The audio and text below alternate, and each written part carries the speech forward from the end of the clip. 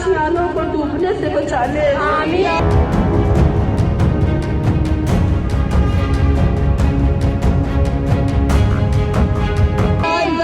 बच्चों को बेघर होने से बचा ले, बूढ़े माँ बाप को बेघर होने से बचा ले।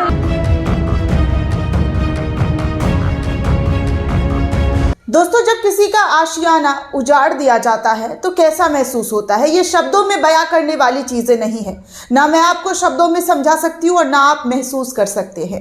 एक जानवर को भी अपने आशियाना से उतना ही प्यार होता है जितना एक इंसान को अपने घर से, अपने छत से, अपने दीवारों से प्यार होता है।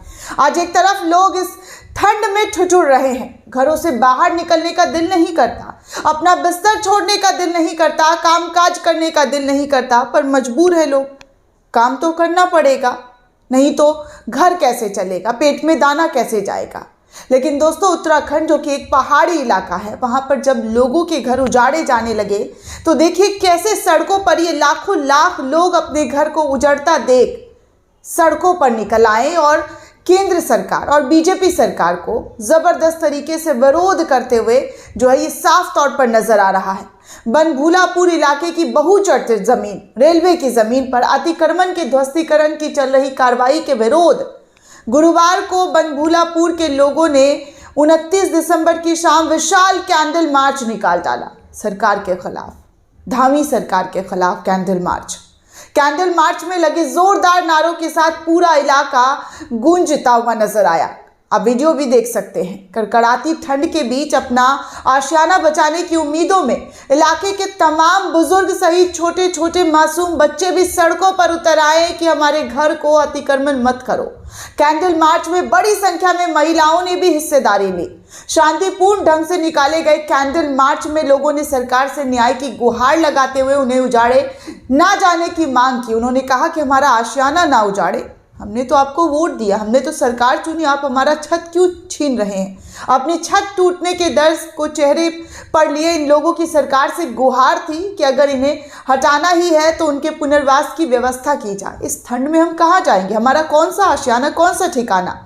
कैंडल मार्च में बनभूलपुर की जनता के साथ तमाम जनवादी सामाजिक संगठन भी शामिल रहे। क्षेत्र की मेहनतकश जनता ने पक्ष में विभिन्न सामाजिक संगठनों को मजबूती से खड़ा किया और उनके साथ वो सामाजिक संगठन भी मजबूती से खड़े रहे। आपको बता दें कि बुधवार 28 दिसंबर को रेलवे की जमीन पर कार्रवाई के पहले चरण में रेलवे और प्रशासन की टीम ने सीमांकन का काम किया। इसी को लेकर बुधवार को सुबह से लेकर शाम तक क्षेत्र की जनता सड़क पर बैठी रही ताकि उनका आशियाना ना टूटे, उनका घर ना उजड़े।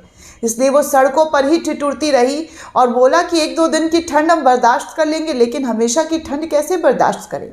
महिलाएं, स्कूली बच्चे धरने में शामिल होकर सरकार से उन्हें बेघर ना करने की मांग करते रहे, गुहार लगाते रहे। इसी को लेकर 29 दिसंबर की शाम को 5 बजे लाइन नंबर 17 चौरागिया रोड स्थित मुजाहिद चौक पर बनभूलपुर के लोग इकट्ठा हुए और उन्हें वहां से ताज चौराहे तक कैंडल मार्च निकाला गया। कैंडल मार्च में क्षेत्र के बड़े बुजुर्ग, महिलाएं और बच्चे शामिल रहे और अपनी पूरी जो है उन्होंने दमखम दिखाई कि हमें जो है इस तरीके से घर ना उजाड़ा जाए। बनभूलापुर क्षेत्र में बस्तियां बचाने के लिए निकाला गया कैंडल मार्च मुजाहिद चौक से शुरू हुआ, जो अलग अलग क्षेत्रों से होता हुआ लाइन नंबर 1 स्थित ताज चौराहे पर जा पहुंचा। कैंडल मार्च में हजारों लाखों की संख्या में लोग दिखाई दिए।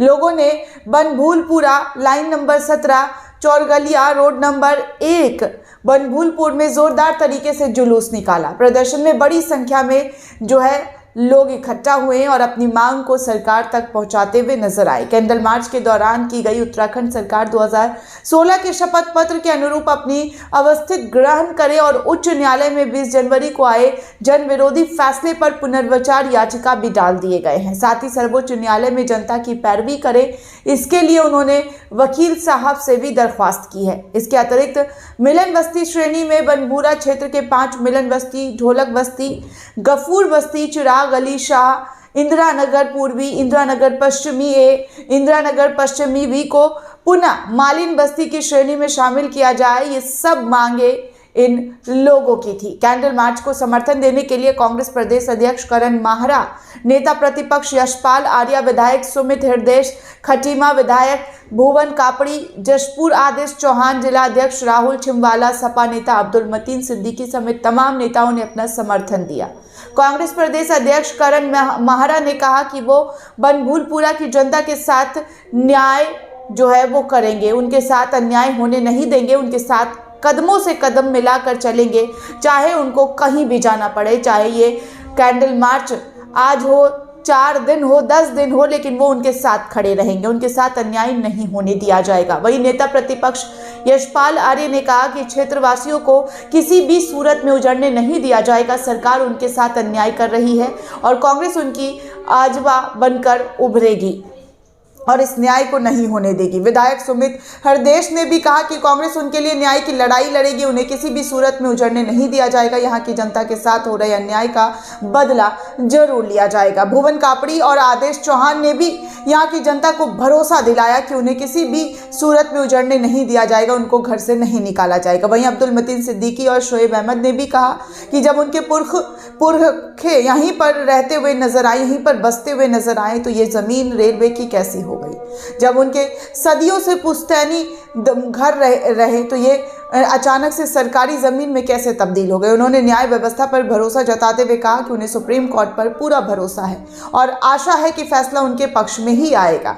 इसके अलावा कैंडल मार्च में बस्ती बचाओ संघर्ष समिति, बनभूलपुर के घटक संगठन, क्रांतिकारी लोक अधिकारी संगठन, परिवर्तनकामी छात्र संगठन, प्रगतिशील महिला एकता केंद्र भी शामिल हैं। आज भी उनका कैंडल मार्च निकालने का जो है वो आह्वान है कि वो कैंडल मार्च निकालेंगे और सरकार को, जो सोई हुई सरकार है, उसे जगाने का काम किया जाएगा। हमने भरोसा किया था इस सरकार पर, इसलिए हमने ये चुना था कि ये सरकार हमारे साथ जो है न्याय करेगी। लेकिन यहाँ पर किस तरीके से अन्याय हो रहा है और हमें अपने घरों से निकाला जा रहा है, निकाल कर फेंका जा रहा है, ये बताकर कि अतिक्रमण की ज़मीन है, तो हम इस पर कैसे शांत बैठ सकते हैं। हम कैसे भला शांति से रह सकते हैं जब हमारे घर को, हमारे मकान को तोड़ दिया जाएगा, हमारे छत को उजाड़ दिया जाएगा, तो हम शांति से नहीं बैठने वाले हैं। और सरकार के खिलाफ ज़बरदस्त तरीके से नारेबाजी करते हुए इन लोगों ने पूरी तरीके से ये बातें उठाई है कि अगर सरकार नहीं मानी तो वो इसी तरीके से प्रदर्शन करते हुए नजर आएंगे। और लोगों की हुजूम, लोगों की भीड़ जो है दोस्तों वो देखने लायक है, क्योंकि अगर किसी का घर छिनता है तो तकलीफ तो होगी।